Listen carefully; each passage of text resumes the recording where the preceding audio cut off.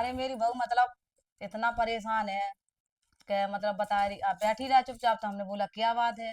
तो कहने लगी कि मतलब मम्मी क्या बताएं, वही तो वो रात के देर तक आते हैं, और जब मैंने पूछा तो वो मतलब कुछ बताते ही नहीं है। हमको लग रहा है इनका कहीं बाहर चक्कर चल रहा है, सौतन के चक्कर में है। तो बताओ किस लिए मतलब।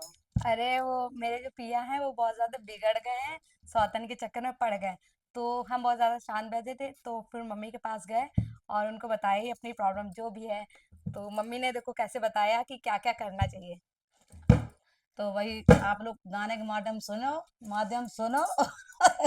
कमेंट करके बताना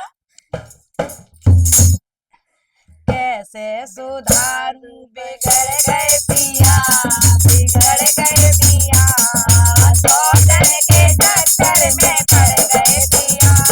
कैसे सुधारू बिगड़ गए पिया, बिगड़ गए पिया, सौतन के चक्कर में पड़ गए पिया, सौतन के चक्कर में पड़ गए पिया।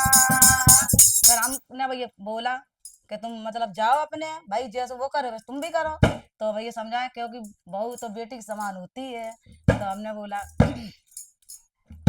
मायके को जाना बहुवर महीनों ना